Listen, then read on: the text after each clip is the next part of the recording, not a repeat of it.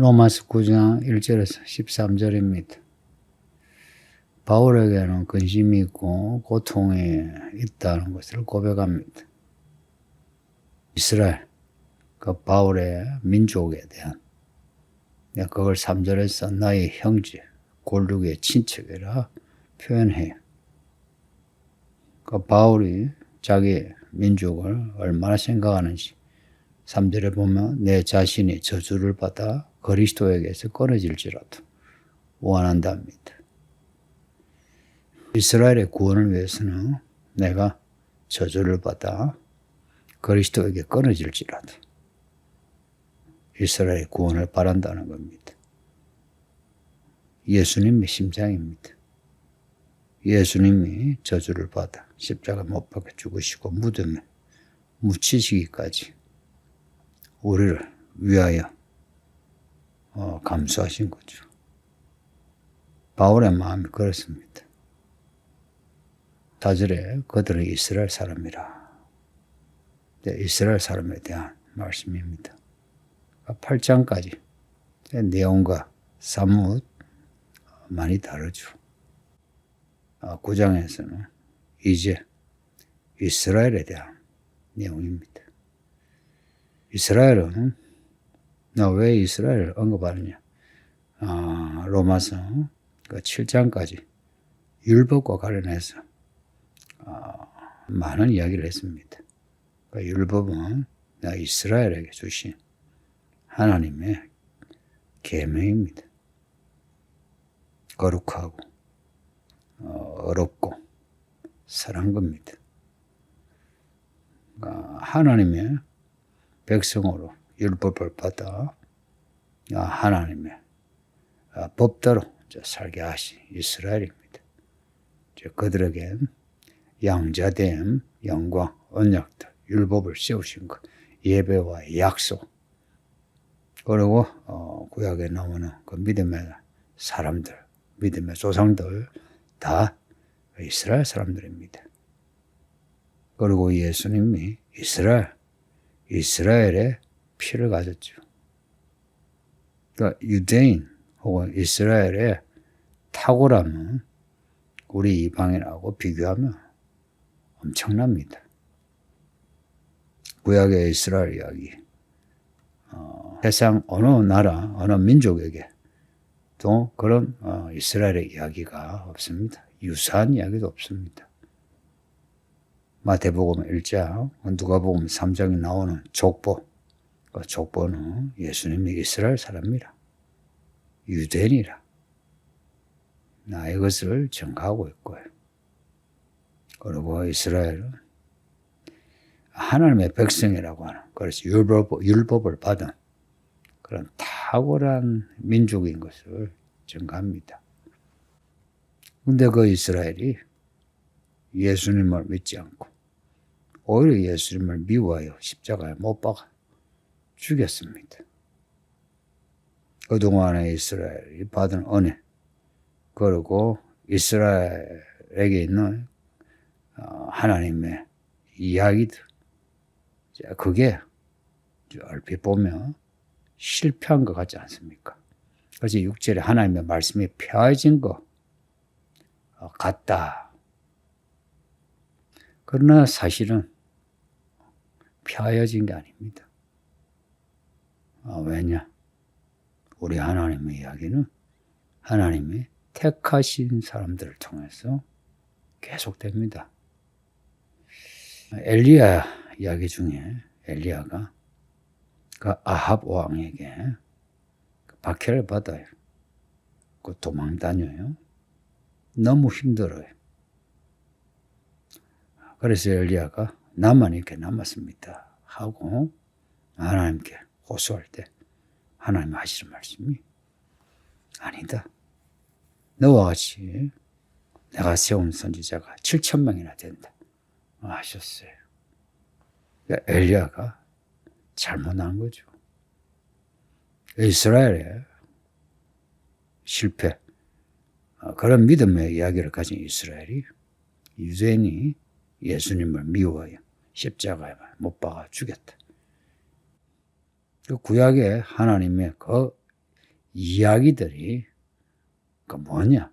실패하지 않았냐? 이제 하나님의 말씀이 폐하여진 것 같다 하는 건 그런 의미예요. 그러나 그렇지 않다는 겁니다.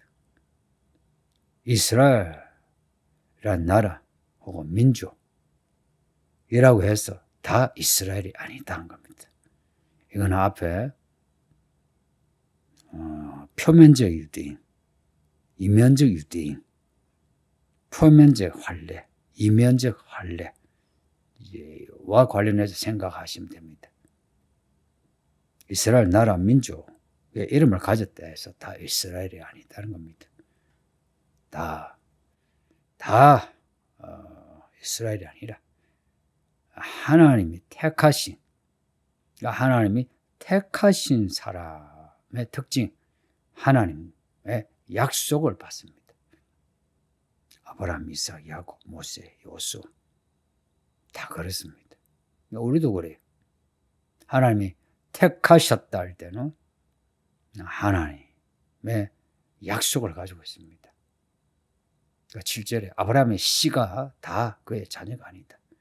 이스마엘도 낳았죠. 그리고 이삭 후에도 여러 자녀를 낳았어요. 그러나 아브라함의 아들 하면 이삭만 생각하죠. 그러면 이스마엘은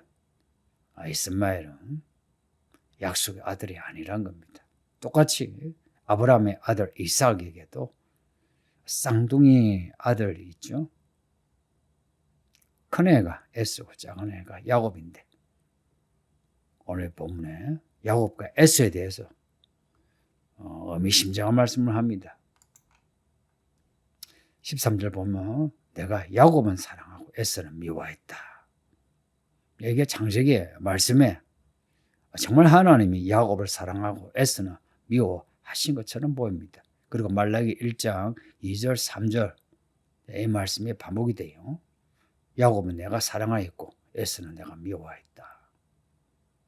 이런 그 택하심은 야곱과 에스와 야곱이 태어나가지고 하나님에게 뭘 잘했고 뭘 잘못했어가 아니고 하나님의 택하심이랍니다. 하나님의 선택적인 부르심 혹은 하나님의 부르심의 선택입니다.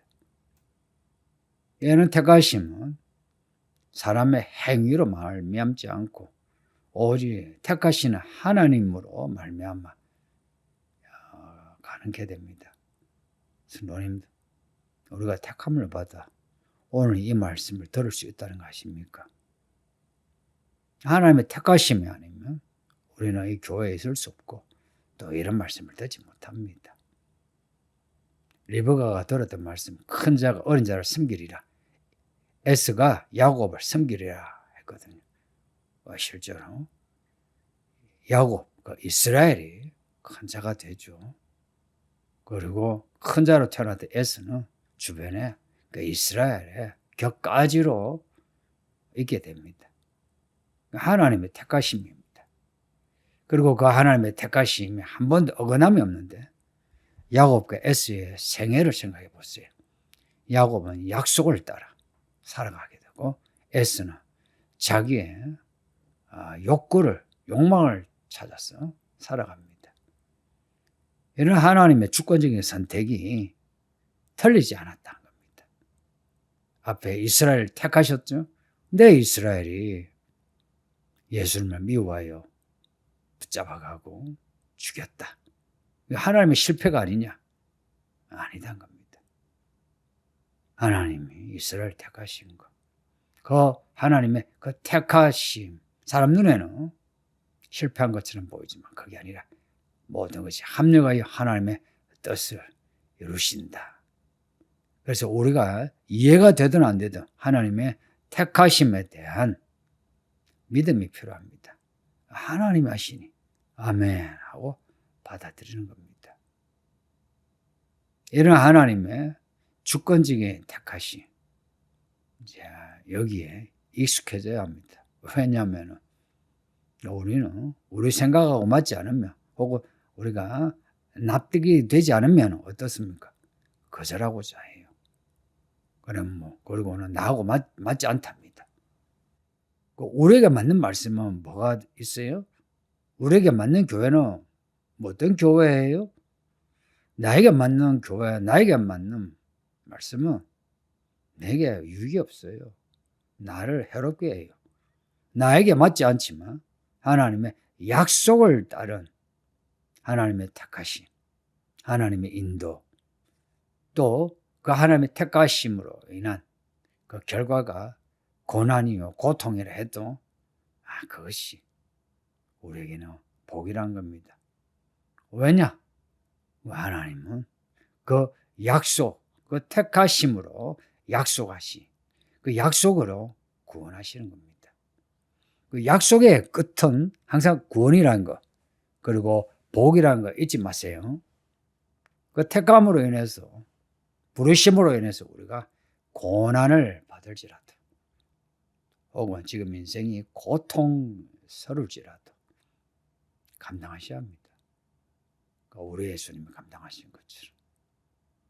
그리고 이런 말씀을 듣는 우리는 이미 하나님의 택하심을 받았다라고 믿으세요. 저도 저 자신은 그렇게 믿습니다. 그리고 바울이 자기 동족을 향한 이러한 사랑, 우리에게 필요한 것도 이런 사랑이죠. 내가 저주를 받을지라도 저주를 받고 싶다 이거 아니죠. 그만큼 이스라엘 동족을 향한 그 사랑이 깊다는 겁니다. 내가 저주를 받아 그리스도에게 떨어질지라도 우리 예수님이 우리를 사랑하시어 십자가 못 박혀 죽으신 그 사랑, 그 사랑이 그 3절에 나타난 겁니다. 우리도 이런 믿음을 본받았어. 우리 동족, 가족을 위해 기도할 수 있고 또 희생할 수 있는 그런 성도들이 되어주세요. 마지막으로 한 번 더 말씀을 드리면 하나님은 우리를 택하셔 부르셨다는 것 잊지 마시고 그 택하심의 은혜를 알고서 더욱더 믿음으로 살아가는 하나님의 종들이 되기를 바랍니다. 아버지 하나님 감사합니다. 오늘도 로마서를 읽게 하시는 감사합니다. 우리 모든 성도들이 다 그리스도 안에서 택함을 받아 세워진 하나님의 사람인 것을 알게 하사 이제 우리가 살면서 뭘 하든지 우리 하나님의 뜻을 선택하여 우리 예수님이 가신 그 길을 따라갈 수 있게 하소서. 혹 피곤하고 고통스럽고 손해를 보고 억울하고 외로울지라도 우리 예수님이 가신 그리고 믿음의 선진들이 간 그 길을 따라가게 하소서. 감사하고 예수님의 이름으로 기도합니다. 아멘.